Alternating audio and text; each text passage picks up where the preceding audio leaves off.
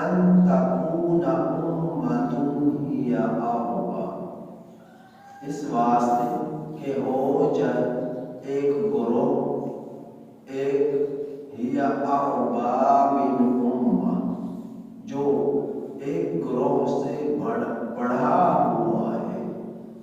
انما یبلوکم اللہ بہ، بے پختہ بات ہے کہ اللہ تمہیں اس کے ذریعے آزماتا ہے۔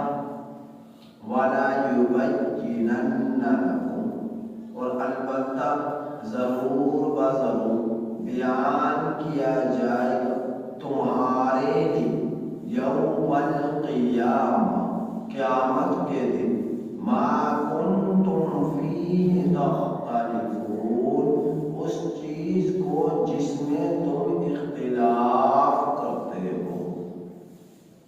وَلَوْ شَاءَ اللَّهُ، اور اگر اللہ چاہے، لَجَعَلَكُمْ، اگر اللہ چاہے، لَجَعَلَكُمْ، البتہ بنا دے تم کو، أُمَّةً واحدہ، ایک امت، وَلَكِنْ يُضِلُّ مَن يَشَاءُ، اور لیکن وہ گمراہ کرتا ہے جسے چاہتا ہے، وَيَهْدِي مَن يَشَاءُ، اور ہدایت دیتا ہے جسے چاہتا ہے، وَلَتُسْأَلُنَّ، اور البتہ تم سے ضرور بضرور پوچھا جائے گا، عَمَّا، اس چیز کے بارے میں، کنتم تعملون، جو تم لوگ کرتے رہے۔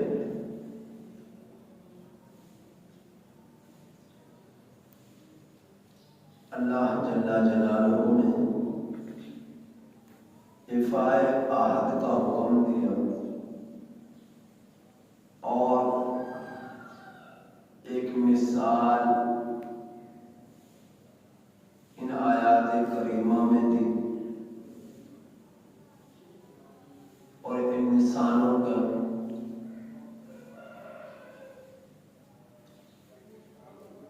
قسموں کو توڑ دینا، وعدوں کی خلاف ورزی کرنا، اس بارے میں ہدایات جاری فرمائی ہیں۔ اللہ تعالیٰ فرما رہے ہیں کہ تم لوگ اللہ سے جو عہد کر چکے ہو اسے پورا کرو۔ عالم ارواح میں اللہ نے جب تمام انسانوں کی روحوں سے فرمایا الست بربکم، کیا میں تمہارا رب نہیں ہوں؟ تمام ارواح نے جواب دیا قالوا بلا، کیوں نہیں، آپ ہی ہمارے رب ہیں۔ اور جب ہم صفت ایمان مجمل مفصل پڑھتے ہیں تو منہ بھر کر ہم لوگ کہتے ہیں وَقَبِلْتُ جَمِيعَ أَحْكَامِهِ، کہ میں نے اللہ کے تمام احکامات کو قبول کیا۔ تو یہ ہم نے اللہ سے وعدہ کیا کہ اللہ تیری مان کر زندگی گزاریں گے، تو اس سے کیے ہوئے وعدے کو پورا کریں گے۔ تو اللہ تعالیٰ فرما رہے ہیں جب تم نے مجھ سے عہد کر لیا تو تم مجھ سے کیے ہوئے عہد کو کیوں توڑتے ہو، حالانکہ اللہ کی قسم کھا کر تم نے اللہ کو ضامن بنایا ہے کہ اللہ تیرے تجھ سے کیے ہوئے عہد کو نہیں توڑیں گے۔ اسی طرح دنیا کے اندر بہت سارے معاملات میں ہم معاہدہ کر لیتے ہیں آپس میں، انسان یا کسی کام کے کرنے نہ کرنے پر قسم کھا لیتے ہیں اللہ، تو اللہ کی قسم کھا کر ہم نے اللہ کو ضامن بنا لیا۔ تو جب اللہ کو ضامن بنا لیا تو پھر اس قسم کو توڑنا جائز نہیں بلکہ پورا کرنا ضروری، پھر اس معاہدے کو ختم کرنا دوسرے کی رضامندی کے بغیر جائز نہیں، اس کو پورا کرنا ضروری، کیونکہ تم نے اللہ کو ضامن بنایا ہے۔ اللہ تعالیٰ جو کچھ بھی تم کرتے ہو وہ جانتا ہے۔ اس عہد کو پورا کرنا، معاہدے کو پورا کرنا، اس کی اہمیت کو میرے رب نے ایک مثال کے ذریعے سمجھایا کہ عہد معاہدے کو اس طرح نہ توڑو کہ جس طرح کہ ایک عورت وہ سود کاٹتی اور مضبوط کرتی اور پھر اس کو دھاگا دھاگا کر کر بکھیر دیتی۔ مدینہ مکہ المکرمہ میں ایک خاتون تھی جس کا نام تھا ریتا بنت سعد قرشی۔ ریتا اس کا نام تھا، سعد اس کے باپ کا نام تھا۔ قرشی سے قریش قبیلہ مراد ہے کہ یہ عورت قریش قبیلہ سے تعلق رکھتے تھی، لیکن یہ عورت تھی پاگل، سارے دن لوگوں کو تنگ کرتی، گالیاں دیتی، لڑائیاں کرتی، جھگڑے کرتی۔ آخرکار کسی وقت اس عورت کو کسی کے چرگے پر اس کی نظر پڑی، پھر اس نے اس چرگے کو پکڑ لیا اور اس پر پھر سود کو کاٹتی۔ اس کے سامنے جب دیکھا اس کے گھر والوں نے کہ یہ تو کام بھی لگ گئی، یہ تو اچھا ہوا کہ اب کم از کم لوگوں کو گالیاں نہ دے گی، جھگڑے نہ کرے گی، لڑائیاں نہ کرے گی، تو اس کے سامنے روئی کا ڈھیر لگا دی۔ اب وہ سارے دن سود کاٹتی رہتی۔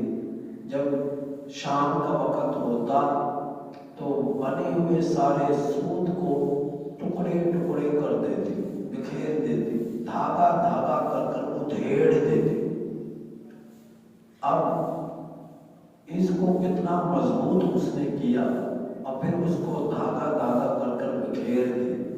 تو اللہ تعالیٰ فرما رہے کہ تم عہد کو اس طرح نہ توڑو، جس طرح کہ ایک عورت ایک سود کو مضبوط کر دینے کے بعد دھاگا دھاگا کر کر ادھیڑ دیتی ہے، تم اس طرح اللہ سے کیے ہوئے معاہدے کو، انسانوں میں سے کیے ہوئے معاہدوں کو، وہ قسمیں اللہ کی کھا لینے کے بعد ان کو نہ توڑو اور معاہدوں کی خلاف ورزی نہ کرو، اس عورت کی طرح جو سود کو مضبوط کر دینے کے بعد اس کو دھاگا دھاگا کر کر بکھیر دیتی۔ تو اس طرح تم قسموں کو نہ توڑو۔ یہ اللہ تعالیٰ مثال کے ذریعے سمجھا ہے کہ وَلَا تَكُونُوا كَالَّتِي، نہ ہو جاؤ تم لوگ اس عورت کی طرح، نَقَضَتْ غَزْلَهَا مِن بَعْدِ قُوَّةٍ أَنْكَاثًا، جو ٹکڑے ٹکڑے کر دیتی ہے، جو ہے بکھیر دیتی ہے، کاٹے ہوئے سود کو مضبوط کر دینے کے بعد انکاثا، دھاگا دھاگا کر کر تم بناتے ہو اپنی قسموں کو آپس میں مکاری کا ذریعہ کہ ہو اس واسطے کہ ایک گروہ جو ہو ایک گروہ سے بڑھا ہو۔ یہ چیز عام طور پر الیکشنوں میں دیکھنے میں آتی ہے۔ وعدہ کسی سے کرتے ہیں، جب دیکھتے ہیں کہ فلاں جماعت جو ہے الیکشن جیتنے کے قریب ہے تو ووٹ اس کو دے دیتے ہیں کہ کون طاقتور ہے، کون کمزور ہے، تو جو طاقتور ہوتا ہے اس کو ووٹ دے دیتے ہیں۔ وعدہ کسی سے ہوتا ہے، اور اسی طرح دنیاوی مفاد کو سامنے رکھ کر ووٹ دیتے ہیں۔ مثلا یہ ہماری سڑکیں بنائی، لہٰذا اسی کو ہم نے ووٹ دینا، اس سے ہم نے کھمبے لگوانے، بجلی لگوانے، لہٰذا اسی کو ہم نے ووٹ دینا، اس سے ہمیں دنیاوی مقاصد ہیں، اس سے ہمارا تعلق ہے، تو اسی کو ہم نے ووٹ دینا۔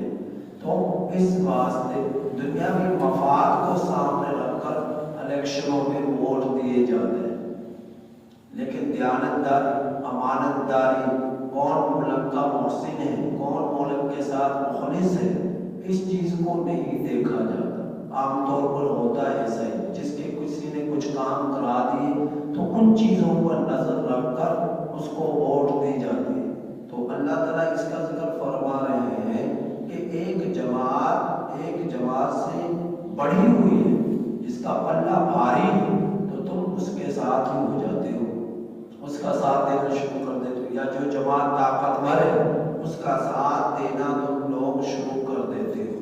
اب تم جس سے وعدہ کر چکے تھے کہ ہم آپ کو ووٹ دیں گے، آپ جس سے معاہدہ کر چکے تھے تو اس سے کیے ہوئے معاہدے کو توڑ دیتے ہو، اس سے کیے ہوئے معاہدے کی خلاف ورزی کر دیتے ہو۔ تو اللہ رب العزت ان آیات کریمہ فرما رہے ہیں کہ انما یبلوکم اللہ بہ، بے شک اللہ تعالیٰ تمہیں آزماتا ہے اس کے ذریعے، ولا یبینن لکم، اور البتہ ضرور بضرور اللہ بیان کرے گا تمہارے لیے قیامت کے دن ما کنتم فیہ تختلفون، اس چیز کو جس میں تم لوگ اختلاف کرتے تھے۔ وَلَوْ شَاءَ اللَّهُ لَجَعَلَكُمْ، کہ جس میں تم اختلاف کرتے تھے قیامت کے دن کے بارے میں، برزخ کی زندگی کے بارے میں، اللہ رب العزت کی توحید کے بارے میں، کسی نے کفر کیا، شرک کیا، قیامت کا انکار کیا، نبی کی رسالت کا انکار کیا، قرآن کریم کا انکار کیا، حدیث کا انکار کیا، اور اللہ رب العزت کے احکامات کا انکار کیا، اور دنیا ہی کو حقیقت سمجھا، آخرت کو کچھ نہ سمجھا، تو ایسے لوگ جو اختلاف کرتے رہے قیامت کے بارے میں، اللہ کے بارے میں، رسولوں کے بارے میں، کتابوں کے بارے میں، برزخ کی زندگی کے بارے میں، کل قیامت کے دن اللہ ان اختلافات کو ختم کر دے گا۔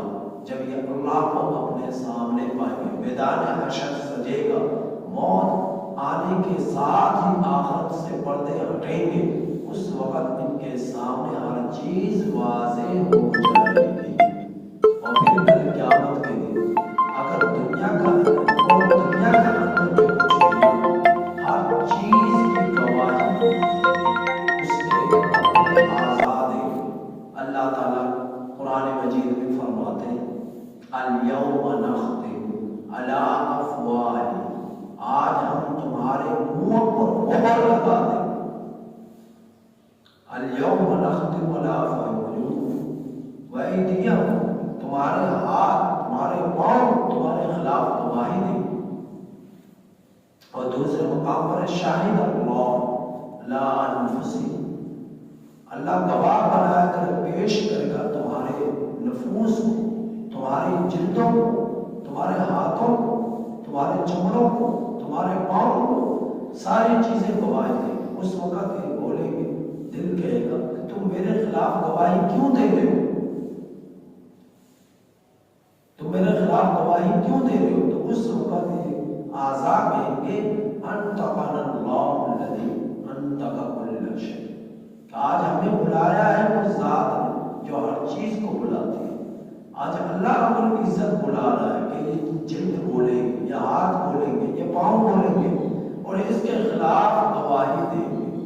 تو اس وقت یہ نہ جھوٹ اس کا کام آئے گا، نہ اس کا کی کوئی مکاری کام آئے گی۔ تو اس وقت اللہ رب العزت کی گرفت سے یہ بچ نہیں سکے۔ تو اللہ تعالیٰ فرما رہے ہیں وَلَوْ شَاءَ اللَّهُ لَجَعَلَكُمْ أُمَّةً وَاحِدَةً، کہ اگر اللہ چاہے تو البتہ بنا دے تم سب کو ایک امت، وَلَٰكِن يُضِلُّ مَن يَشَاءُ وَيَهْدِي مَن يَشَاءُ، لیکن اللہ گمراہ کرتا ہے جسے چاہتا ہے، ہدایت دیتا ہے جسے چاہتا ہے۔ تو اللہ رب العزت ہدایت اسے دیتا ہے جس میں ہدایت کی طلب ہوگی، اور گمراہ اسے کرتا ہے جس میں ہدایت کی طلب نہیں ہوگی۔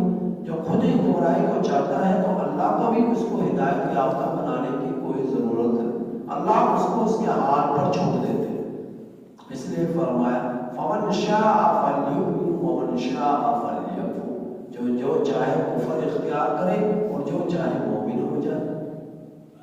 یضل اللہ من یشاء ویہدی من یشاء، جسے اللہ چاہتا ہے گمراہ کرتا ہے، جسے چاہتا ہے اللہ ہدایت دیتا ہے۔ تو ہدایت اسی کو ملتی ہے جس میں ہدایت کی طلب ہو، گمراہ اسی کو کرتا ہے جو گمراہی کو پسند کرتا ہے، ہدایت یافتہ بننا نہیں چاہتا، دل میں طلب ہی نہیں۔ تو اللہ تعالیٰ زبردستی نہ کسی کو کافر بناتا ہے نہ کسی کو مومن بناتا ہے۔ جس میں ایمان لانے کی طلب ہوگی وہ مومن ہو جائے گا، اللہ اسے ایمان کی توفیق دے دیں گے۔ جس میں کفر کی طلب ہوگی اللہ اسے کافر بنا دیں گے، کفر کی طرف اسے لگا دیں گے۔ تو انسان کے دل میں جس طرح کی طلب ہوتی ہے اللہ کے فیصلے اس کے مطابق ہوتے ہیں، اللہ کے فیصلے اس کے مطابق ہوتے ہیں۔ تو ان آیات کریمہ سے بات سمجھ میں آئی کہ ایفائے عہد کو پورا کرنا ہے، اللہ سے کی ہوئے اور انسانوں سے کی ہوئے معاہدوں کو پورا کرنا ہے۔ اور ان آیات کریمہ سے بات سمجھ میں آئی کہ جو کچھ ہم دنیا میں کر رہے ہیں کل قیامت کے دن ہمیں ان کاموں کا جواب دینا پڑے گا، اور ہمارے جسم کا ایک ایک جز ہمارے خلاف گواہی دے گا۔ جس کو لذت دینے کے لیے تم نے دنیا کے اندر لگائے رکھا گناہوں میں، آج وہی آزاد تمہارے خلاف کل قیامت کے دن گواہیاں دے دے۔ اور ان آیات کریمہ سے بات سمجھ میں آئی کہ اللہ تعالیٰ زبردستی نہ کسی کو مومن بناتا ہے نہ کسی کو کافر کرتا ہے۔ مومن اسی کو بناتا ہے جس میں مومن ہونے کی، ایمان لانے کی طلب ہوتی ہے۔ اور فرمایا پھر آخر میں وَلَا تُسْأَلُنَّ عَمَّا كُنتُمْ تَعْمَلُونَ، البتہ ضرور تم لوگوں سے پوچھا جائے گا ان چیزوں کے بارے میں جو تم کرتے ہو۔ جو کچھ بھی تم دنیا میں کرتے ہو ہر چیز کے بارے میں تم سے کل قیامت کے دن اللہ پوچھے گا، اللہ پوچھے گا۔ تو دنیا میں ذرا زندگی سنبھل کر گزارے، ذرا فکر کے ساتھ گزارے کہ کل قیامت کے دن اللہ کو جواب دینا ہے، کہیں وہاں پر ذلت اور رسوائی کا سامنا نہ کرنا پڑے۔ اللہ پاک سے دعا ہے کہ اللہ تعالیٰ ہمیں ان آیات کریمہ کی کامل سمجھ نصیب